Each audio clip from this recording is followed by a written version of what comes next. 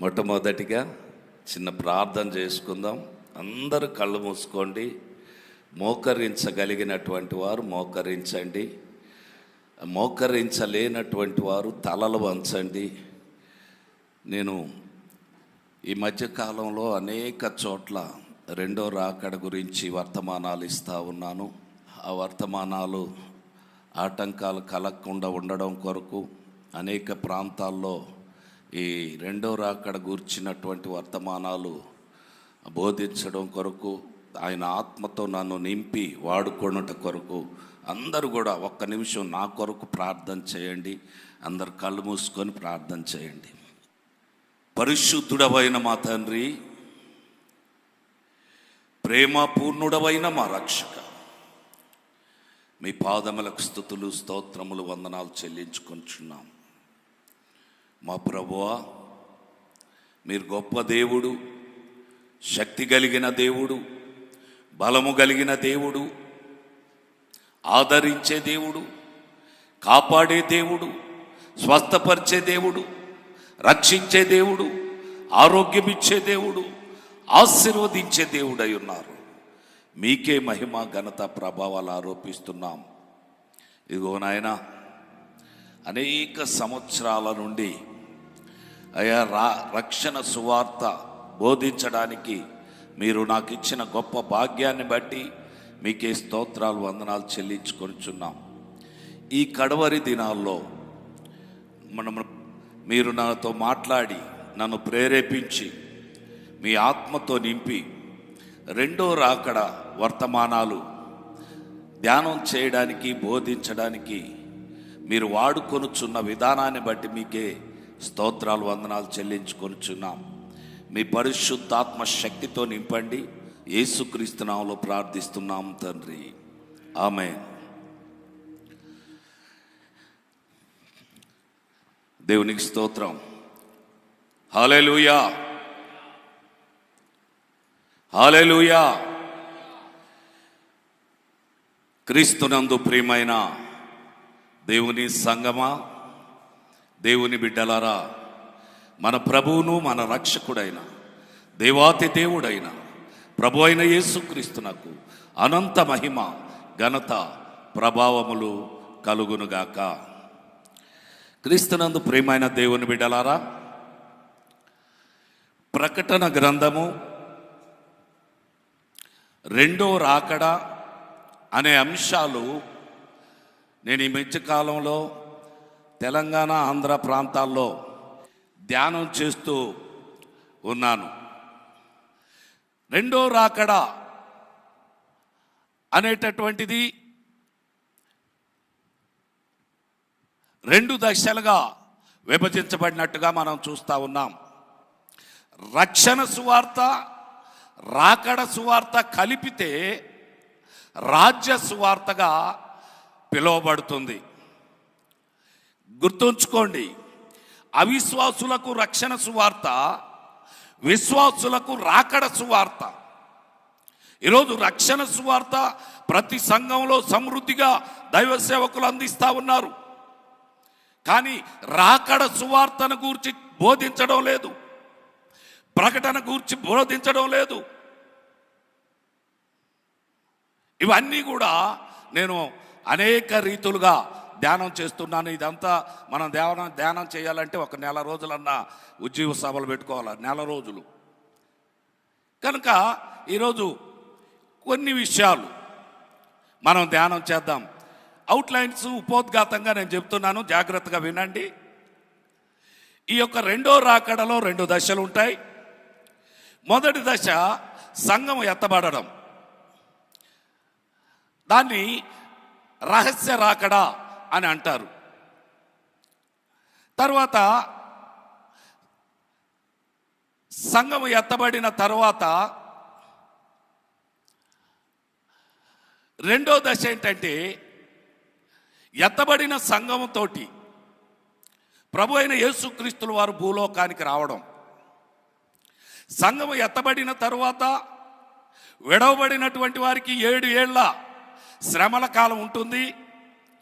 ఆ 7 ఏళ్ల శ్రమల కాలం ముగిసిన తరువాత ప్రభు అయిన యేసుక్రీస్తుల వారు ఎత్తబడినటువంటి సంఘాన్ని వెంటబెట్టుకొని, దేవదూతలను వెంటబెట్టుకొని ఆయన ఈ భూలోకానికి దిగి వస్తాడు.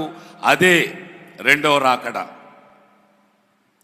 ఆ తర్వాత 1000 ఏళ్ల పరిపాలన భూలోకంలో జరుగుతుంది. భూలోకం అంతా కూడా నాశనం అయిపోతుంది. ధవళ సింహాసన తీర్పు జరుగుతుంది. ఆ తర్వాత శూన్యములో నుండి నూతన సృష్టిని దేవుడు సృజిస్తాడు. అంతకుముందు పాత సృష్టిలో రక్షింపబడిన వాళ్ళందరూ కూడా నూతన సృష్టిలోకి ట్రాన్స్ఫర్ అయ్యి యుగ యుగాలు ప్రభుతో కూడా ఉంటారు. ఇది రెండో రాకడ యొక్క ఉపోద్ఘాతం. సంఘము ఎత్తబడిన తర్వాత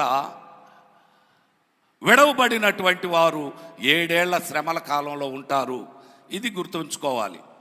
అయితే ఈరోజు మనం ధ్యానం చేసేటటువంటి అంశం ఏంటంటే రహస్య రాకడ. అంటే సంఘము ఎత్తబడుట అనే అంశాన్ని మనము ధ్యానం చేయబోతూ ఉన్నాం. క్రీస్తునందు ప్రియమైనటువంటి దేవుని బిడ్డలారా, రెండవ రాకడలో 2 దశలు ఉన్నాయని మనం తెలుసుకున్నాం. మొదటి దశ రహస్య రాకడ, రెండవ దశ బహిరంగ రాకడ. ఈరోజు మనం రహస్య రాకడను గూర్చి మనము సంఘము ఎత్తబడడం వరకే మనం జ్ఞాపకం చేసుకుందాం. తర్వాత సంఘం ఎత్తబడిన తర్వాత విడవబడినటువంటి సంఘం 7 ఏళ్ల శ్రమల కాలంలో ఉంటుంది. ఎత్తబడినటువంటి సంఘం 7 ఏళ్ళు ఏం చేస్తుంది, ఇవన్నీ కూడా తర్వాత రానున్న రోజుల్లో మనం జ్ఞాపకం చేసుకుందాం. ఈరోజు సంఘము ఎత్తబడుట అనేటటువంటి అంశాన్ని మనం ధ్యానం చేద్దాం. క్రీస్తునందు ప్రియమైనటువంటి దేవుని బిడ్డలారా, దేవుని వాక్యంలోనికి మనం వెళ్దాం. తెస్సలోనికి పత్రిక 4వ అధ్యాయం 16వ వచనం నుండి దయచేసి చదవండి.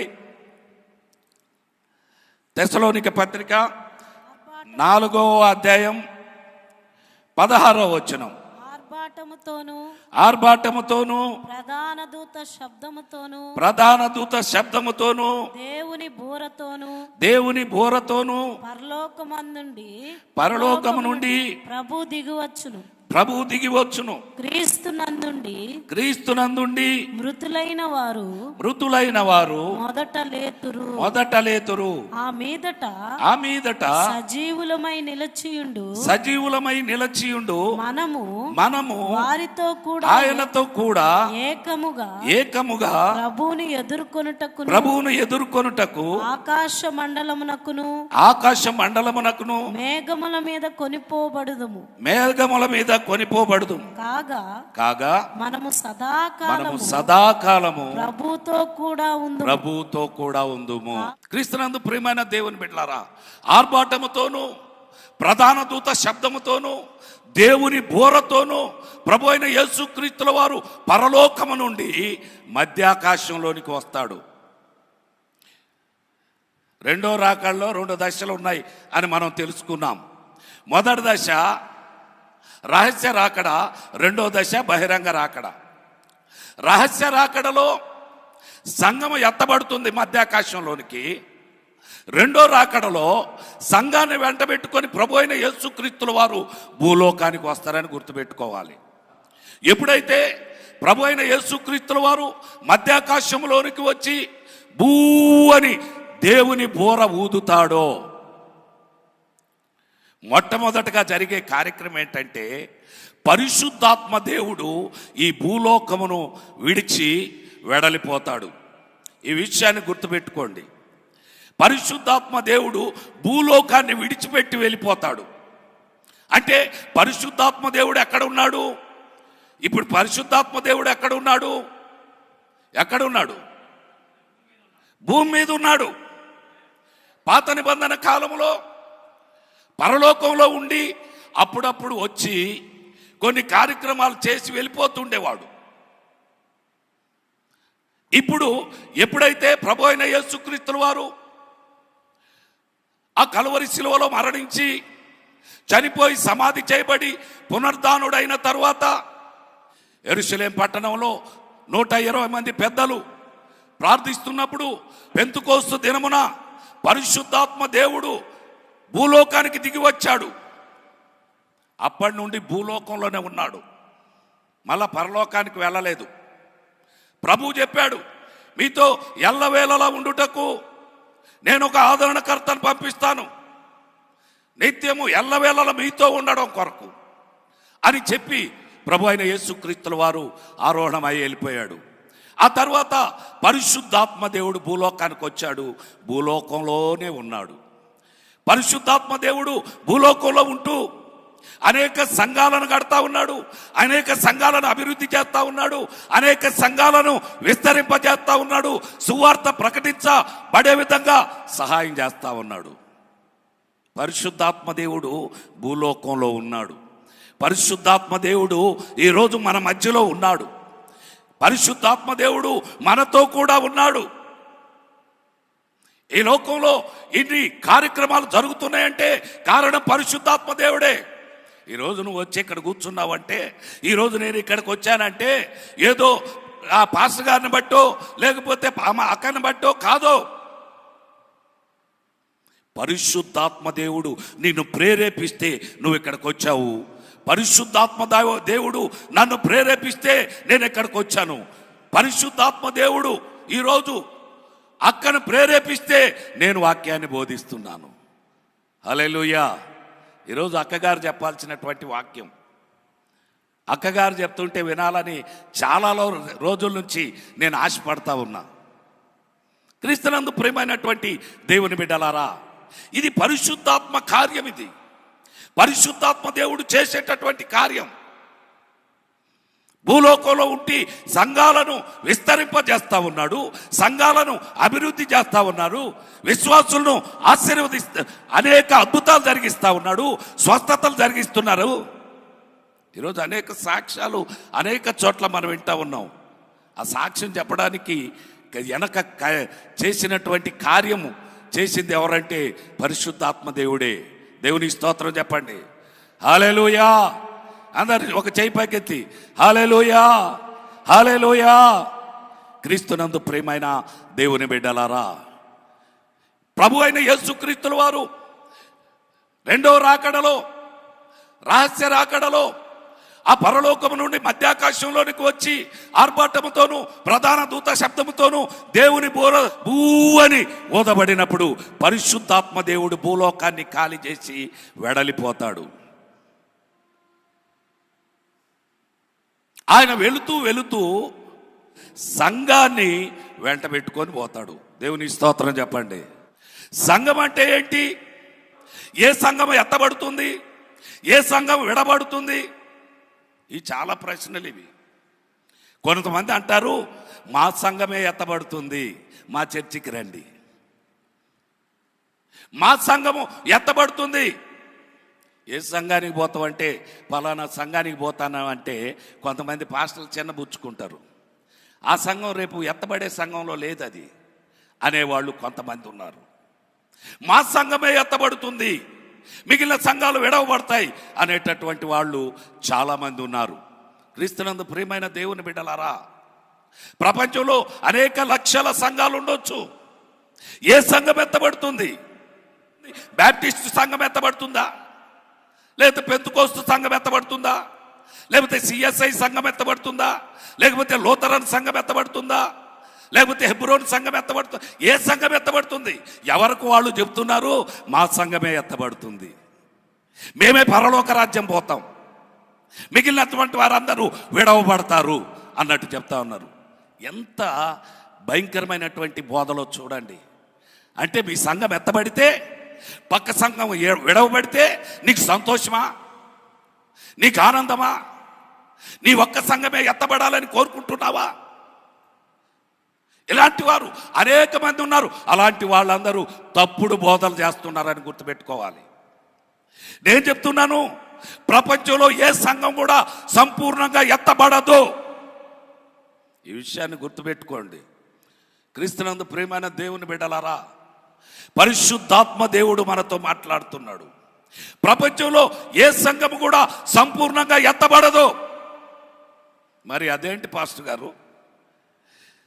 ఎత్తబడే సంఘంలో ఉండాలనే మేము వస్తున్నాం, మేము ప్రార్థిస్తున్నాం, మేము స్తుతిస్తున్నాం. దేవుని మహింపరుస్తున్నాం, ఎత్తబడదా అంటారేంటి? ఎత్తబడకపోతే ఈ పాటలు ఎందుకు? ఎత్తబడకపోతే ఈ ప్రార్థనలు ఎందుకు? ఎత్తబడకపోతే ఈ వాక్యాలు ఎందుకు అనేటటువంటి ప్రశ్నలు చాలా ఉన్నాయి. క్రీస్తునందు ప్రియమైన దేవుని బిడ్డలారా, సంఘము ఎత్తబడే సంఘము ఒకటే ఒక సంఘము, అది సార్వత్రిక సంఘం. అంటే ఒక విషయాన్ని మీరు జాగ్రత్తగా గమనించండి.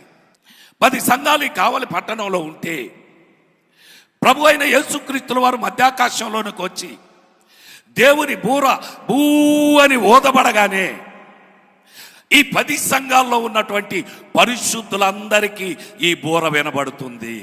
దేవుని స్తోత్రం చెప్పండి. అందరికి వినబడదండి. ఈ దేవుని బూర అన్యులకు వినబడదు. కేవలము ఎత్తబడే వారికి మాత్రమే వినబడుతుంది. ఆ సమయంలో నువ్వు నిద్రపోతుండొచ్చు, ఆ సమయంలో నువ్వు ప్రార్థన చేసుకుంటుండొచ్చు, ఆ సమయంలో నువ్వు మందిరంలో ఉండొచ్చు, ఆ సమయంలో వేరే కార్యక్రమాల్లో ఉండొచ్చు, ఎక్కడైనా ఉండొచ్చు. ఎప్పుడైతే దేవుడు మధ్యాకాశంలోనికి వచ్చి ఆయన బూరను బూ అని ఊదుతాడో అప్పుడు ఈ పరిశుద్ధులు ఎత్తబడే సంఘంలో ఉన్న వారందరికీ కూడా ఈ యొక్క ఆ బూర వినబడుతుంది. వినబడగానే కనురెప్ప పాటులో సంఘంలో కొన్ని మార్పులు వచ్చేస్తాయి. ఈ విషయాన్ని గుర్తుపెట్టుకోవాలి. ఎప్పుడైతే దేవుని బూర ఊదబడుతుందో పరిశుద్ధులందరూ పరిశుద్ధాత్మ కంట్రోల్లోకి వెళ్ళిపోతారు. పరిశుద్ధాత్మ ఈ పరిశుద్ధులందరినీ వశపరుచుకుంటుంది. ప్రపంచంలో ఉన్న పరిశుద్ధులందరినీ, ఈ సంఘంలో 10 మంది పరిశుద్ధులు ఉండొచ్చు, ఇంకొక సంఘంలో 50 మంది ఉండొచ్చు, ఇంకొక సంఘంలో 1000 మంది ఉండొచ్చు, ఇంకొక సంఘంలో 10,000 మంది ఉండొచ్చు, ఇంకొక సంఘంలో 1,00,000 మంది ఉండొచ్చు. ఎప్పుడైతే బోర ఊదబడుతుందో అప్పుడు సంఘంలో ఉన్న ఆ మనుషులందరిలో నుండి పరిశుద్ధులందరినీ ఫిల్టర్ చేస్తుంది పరిశుద్ధాత్మ దేవుడు. 2 భాగాలుగా విభజించబడతాం. మందిరంలోనే ఉంటావు, నువ్వు మందిరంలోనే కూర్చొని ఉంటావు. కానీ ఎత్తబడే సంఘంలో ఉన్నావా? ఎత్తబడే సంఘానికి అనుకూలమైనటువంటి రీతిలో నువ్వు జీవిస్తున్నావా? అది మనం తెలుసుకోవాలి. మందిరానికి వచ్చినంత మాత్రాన, పాటలు పాడినంత మాత్రాన, బ్యాప్టిజం తీసుకున్నంత మాత్రాన అందరూ ఎత్తబడతారని కాదు. విడవబడే గుంపు గురించి మనం ధ్యానించినప్పుడు ఎవరెవరు విడబడతారో వాళ్ళ గురించి మనం ధ్యానం చేద్దాం.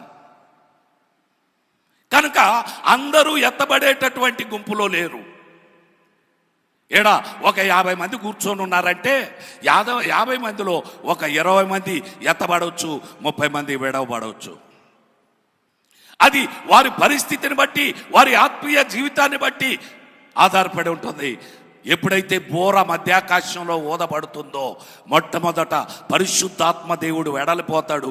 వెడలిపోయే ముందు ఈ లోకంలో ఉన్నటువంటి, ప్రపంచంలో ఉన్న అన్ని సంఘాల్లో ఉన్నటువంటి పరిశుద్ధులందరినీ ఫిల్టర్ చేసి ఒక్క సంఘంగా మారుస్తాడు.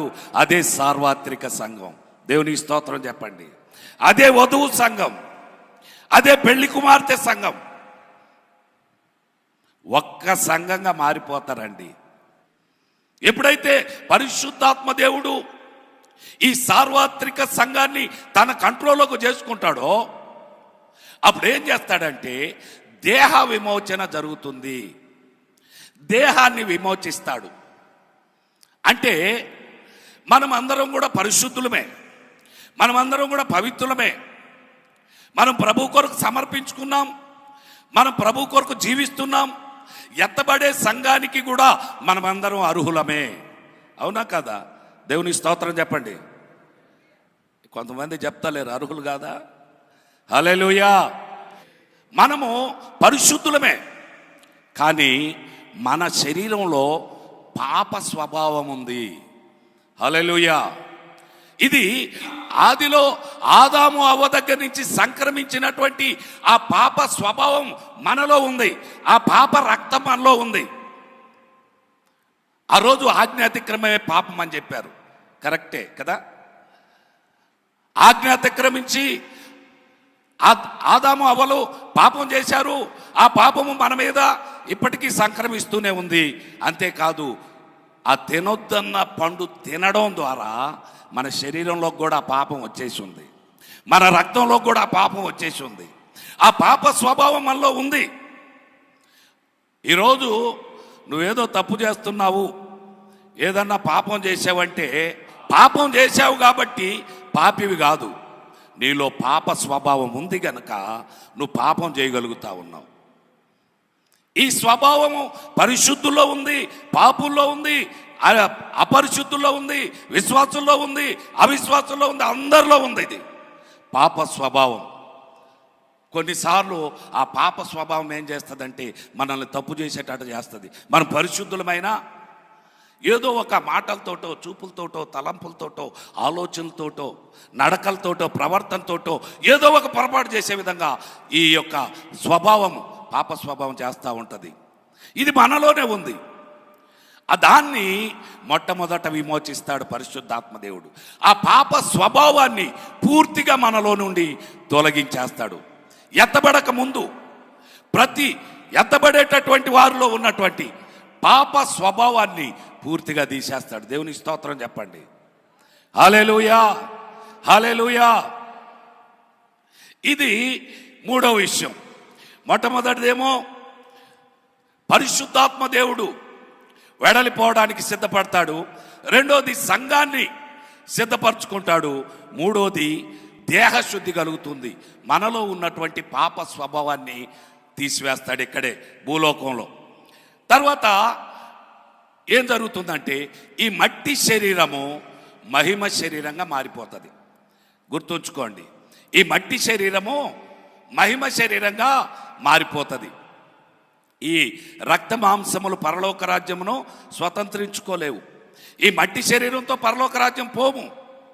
ఎప్పుడైతే మధ్యాకాశంలో దేవుని బూర బూ అని ఊదబడుతుందో కనురెప్ప పాటులో ఈ మట్టి శరీరం కాస్త మహిమ శరీరంగా మారిపోతుంది. మహిమ శరీరం అంటే ఎలాగూ రెండు ఉదాహరణలు క్లుప్తంగా జ్ఞాపకం చేస్తా. మనకందరికీ తెలుసు గొంగలి పురుగు కదా. గొంగలి పురుగు తెలుసా? బొచ్చు పురుగు. అది కొంతకాలం తర్వాత అది కనపడకుండా పోతుంది. కొన్ని రోజుల తర్వాత సీతాకోక చిలకగా మారుతుంది. ఈరోజు సీతాకోక చిలకలు తిరుగుతున్నాయంటే అంతకుముందు అవన్నీ కూడా బొచ్చు పురుగులే, అవన్నీ కూడా ఆ గొంగలి పురుగులే. అసహ్యంగా పురుగులాగా కీటకంలాగా తిరుగుతుండేటటువంటి ఆ బొచ్చు పురుగు కొన్ని రోజుల తర్వాత అది దాని స్వారూప్యాన్ని మార్చుకొని సీతాకోక చిలకై ఎగిరిపోతూ ఉంది. అలాగే మానవులు కూడా ఈ మట్టి శరీరాన్ని మహిమ శరీరంగా మార్చుకుంటారు, విడిచిపెట్టరండి. ఈ విషయాన్ని గుర్తుపెట్టుకోవాలి. మట్టి శరీరాన్ని విడిచిపెట్టి ఆత్మ వెళ్ళిపోతుందేమో అనుకుంటున్నారు చాలామంది. మనమంతా సత్యం శవాల్లాగా ఉంటాం, మన ఆత్మ వెళ్ళిపోతుంది అనుకుంటున్నారు. కాదు, ఈ మట్టి శరీరము కనురెప్ప పాటులో మహిమ శరీరంగా మారిపోతుంది. రెండవ ఉదాహరణ ఎవరంటే ప్రభు అయిన యేసుక్రీస్తు. ప్రభు అయిన యేసుక్రీస్తు చనిపోయి సమాధి చేయబడిన తర్వాత ఆయన మూడో దినాన ఆయన తిరిగి లేచినట్టుగా మనం చూస్తున్నాం. పునరుద్ధానుడైనటువంటి యేసుక్రీస్తు శరీరము ఆ సమాధిలో ఉన్నదా? ఆత్మ వెళ్ళిపోతే సమాధిలో శరీరం ఉండాలి కదా. ఆత్మ వెళ్ళిపోయింది, లేచాడు, ఆత్మ లేచింది, శరీరం ఉండాలి కదా. ఉన్న శరీరమే మహిమ శరీరంగా మారిపోద్ది. మహిమ శరీరంగా మారిపోయి ఎత్తబడతాము. ఈ విషయాన్ని గుర్తుపెట్టుకోవాలి. దేవుని బోర ఊదబడితే ఒకరు ఉంటారు, పక్కనోళ్ళు ఉండరు. ఏమైపోయారు వీళ్ళు? ఈ పక్కన ఇప్పుడే దాకా కూర్చొని ఉండే కదా, ఇగో జాషువా పాస్టర్ ఎండే ఉండే కదా, ఇటు చూస్తే ఇక్కడ లేరేంది, ఇటు పోతుంటే కూడా నేను చూడలేదు. ఏమైపోయాడు? ఈ రీతిగా మనుషులందరిలో ప్రపంచం అంతా కూడా కలవరం వచ్చేస్తుంది. కలవరం. ఏమైపోయారు? చాలామంది కనపడడం లేదు, చాలామంది మనుషులు కనపడడం లేదు, చాలామంది సంఘాలు కనపడడం లేదు, చాలా సంఘాల్లో ఉన్నటువంటి వారు కనపడడం లేదని అలజడి వచ్చేస్తుంది. అదే మట్టి శరీరం మార్చబడి మహిశరీరంగా మార్చబడుతుంది. ఇది మూడవ విషయం. మూడవ విషయంలో దేహశుద్ధి కలుగుతుంది. ఈ మట్టి శరీరం మహిమ శరీరంగా మార్చబడుతుంది. తర్వాత 4వ విషయం ఏంటంటే కృపాకాలం ముగిసిపోతుంది.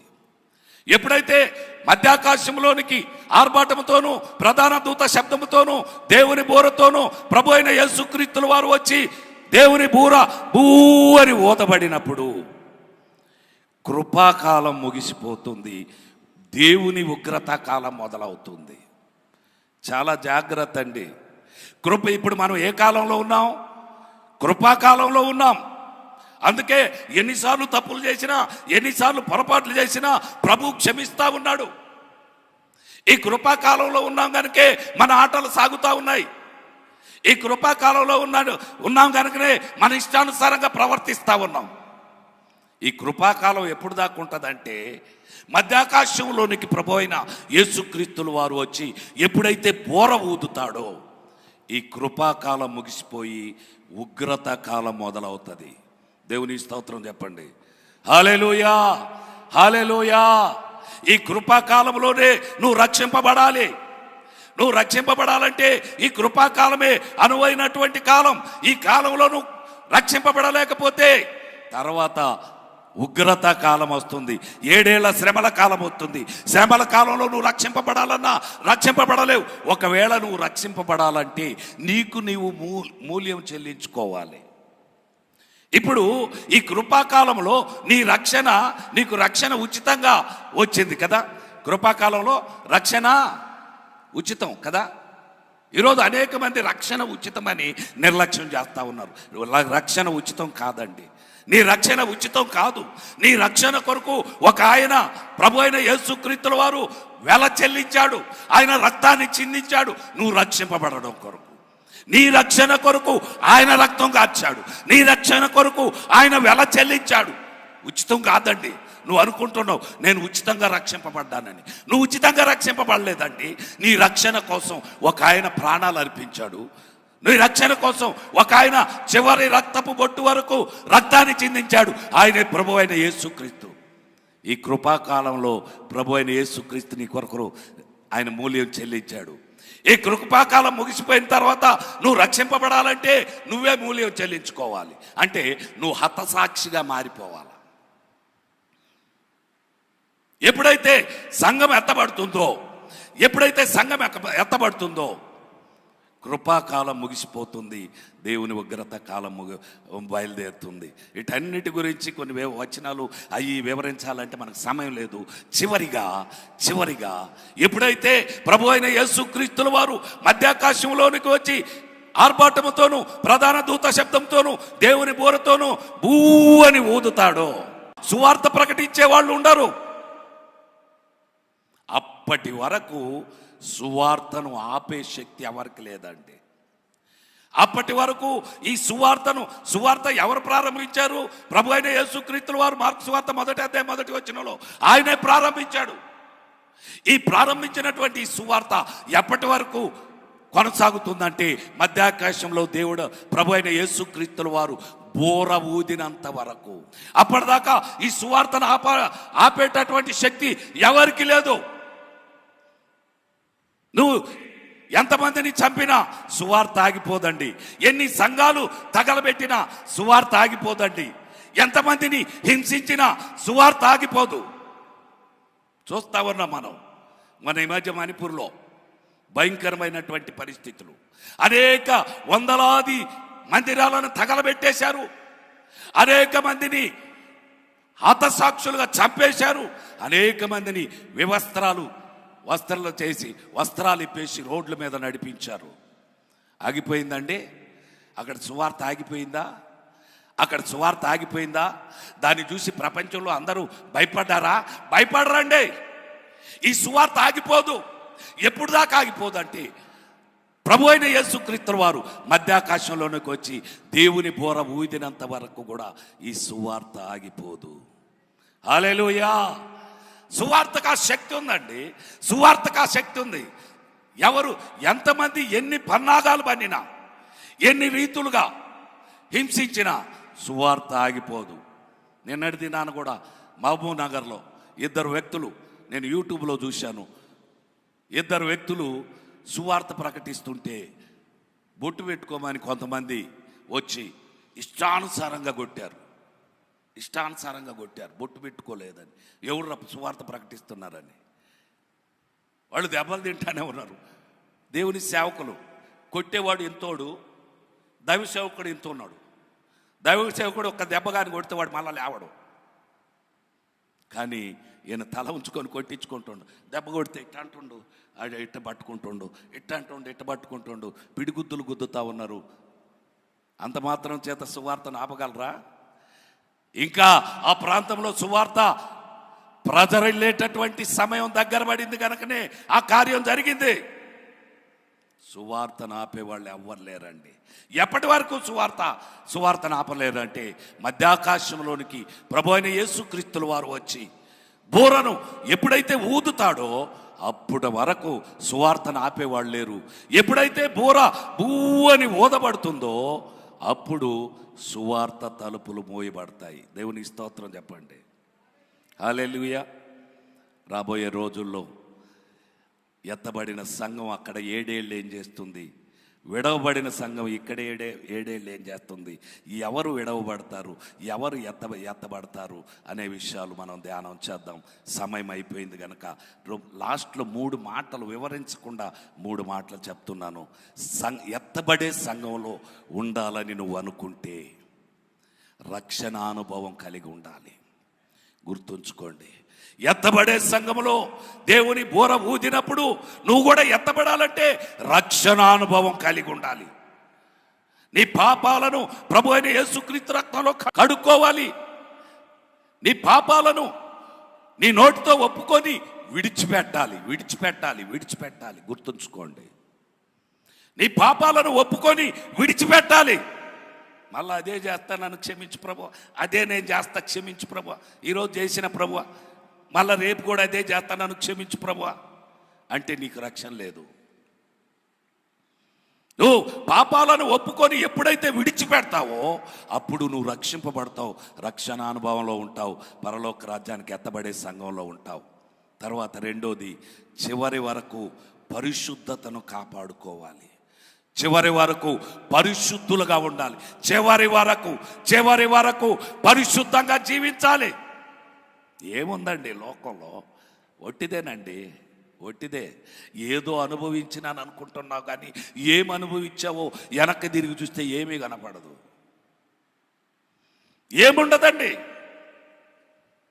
నువ్వు పరీక్షించుకో. పరిశుద్ధంగా ప్రభు కొరకు జీవించు. ఈ 100 ఏళ్ల జీవితం కొరకు ఆలోచించొద్దండి. యుగాలు ప్రభువుతో కూడా నిత్యము స్తుతిస్తూ ఆరాధిస్తూ గణపరుతూ. అక్క పాట రాసింది, ఎంత బాగుందో చూడండి. దేవుని స్తుతిస్తూ ఆరాధిస్తూ నిత్యము ఆ పరలోక పట్టణంలో ప్రభువుతో కూడా యుగమాలో దేవుని మహింపరుస్తుంటే ఎంత ఆనందమో. అది కావాలండి. ఎప్పుడు చేస్తారో తెలవని ఈ శరీరం కొరకు ఎందుకండి పాకులాట? ఈ మట్టి శరీరం కొరకు ఎందుకు పాకులాట? ఈ లోకాశలు ఎందుకు? అది కావాలి, ఇది కావాలి, ఏది కావాలి? ఏది నీతో రాదండి, ఏది నీతో రాదు. నువ్వు 1,00,000 సంపాయి, 1,00,00,000 సంపాయి, 10 బిల్డింగులు కట్టు, బిల్డింగుల మీద బిల్డింగులు కట్టు, ఏది నీతో రాదు. అన్నీ విడిచిపోవాల్సిందే. నేను అంటాను, ఈ లోకంలో ఎవరన్నా ఉన్నారు అంటే అందరు వాచ్మెన్లు అంటాను, అందరినీ వాచ్మెన్లు అంటాను. ఒక 10 ఎకరాల భూమి ఉందనుకో, దానికి వాళ్ళు వాచ్మెన్. ఆ భూమి గల్లోడు వాచ్మెన్. దాన్ని కాపలా కాసి ఇది నాది ఎవడిని రానియకుండా చుట్టూరు తిరిగి కాసి వాడు వెళ్ళిపోతాడు. అది అక్కడే ఉంటుంది. ఒక 7 అంతస్తుల బిల్డింగ్ ఉందంటే దానికి వాచ్మెన్ నువ్వు. ఎందుకంటే ఆ 7 అంతస్తుల బిల్డింగ్ నాది అనుకుని దాన్ని ఆడ వదిలేసి నువ్వు వెళ్ళిపోతావు. కాపలాదారులు మాత్రమే. ఈ లోకంలో ఉన్న వాటికి మనమంతా కాపలాదారులు మాత్రమే. కనుక ఈ క్షణికమైన లోకం కొరకు ఎందుకండి? ఆ పరలోక పట్టణం రాబోయే రోజుల్లో దేవుని చిత్తమైతే నేను ఇంకా ఈ 2వ రాకడలో జరిగే చాలా అంశాలు ఉన్నాయి. అవి ఒకటి మనం ధ్యానం చేద్దాం. కనుక చివరి వరకు పరిశుద్ధులుగా ఉండాలి. 3వది, నిన్ను వలె నీ పొరుగు వారిని ప్రేమించాలి. ఈ ఏమన్నా కష్టమా అంటే? కష్టం ఏమన్నా? రక్షణానుభవం కలిగి ఉండడం కష్టమా? పరిశుద్ధంగా జీవించడం కష్టమా? నిన్ను వలె నీ పొరుగు వారిని ప్రేమించాలి. 10 ఆజ్ఞల యొక్క సారాంశం ఒకే ఒక ఆజ్ఞ ఉంది. ఆ ఆజ్ఞ ఏంటంటే నిన్ను వలె నీ పొరుగు వారిని ప్రేమించు.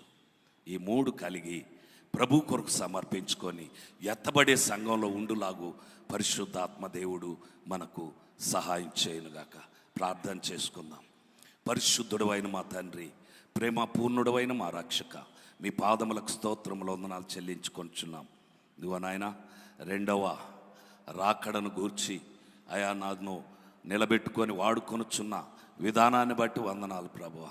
అవును ప్రభువా, రెండవ రాకడలో అయా ప్రభా మొదటి దశ అయినటువంటి రహస్య రాకడ, సంఘం ఎత్తబడేటటువంటి విధానం, రహస్య రాకడలో ఏం జరుగుతుందో ఈరోజు మాకు తెలియజేసినందుకు వందనాలు. అయా ప్రభా, రాబోయే రోజుల్లో ప్రభా ఎత్తబడినటువంటి వారు ఏం చేస్తుంటారు, 7 ఏళ్ల సమయంలో విడవబడినటువంటి వాళ్ళు ఏం చేస్తుంటారు అనేటటువంటి విషయాలు కూడా మేము జ్ఞాపకం చేసుకోవడానికి మీ కృపను దయచేయమని అడుగుతున్నాం. ఎత్తబడే సంఘంలో ఉండులాగు రక్షణానుభవం కలిగి పరిశుద్ధులంగా జీవించి మమ్ముల వలె మా పొరుగు వారిని ప్రేమిస్తూ జీవించుటకు మీ కృపను దయచేయమని మీకే మహిమ ఘనత ప్రభావాలు ఆరోపిస్తూ రాబోయే రోజుల్లో ప్రభా ఇంకా బలంగా ఈ రెండవ రాకడ వర్తమానంలో నన్ను వాడుకొని మహిమ పొందమని మా ప్రభువును మీ ప్రియ కుమారుడైన యేసుక్రీస్తు నామములో ప్రార్థిస్తున్నాం తండ్రి. ఆమేన్. సమయం ఇచ్చినటువంటి అయ్యగారికి వందనాలు.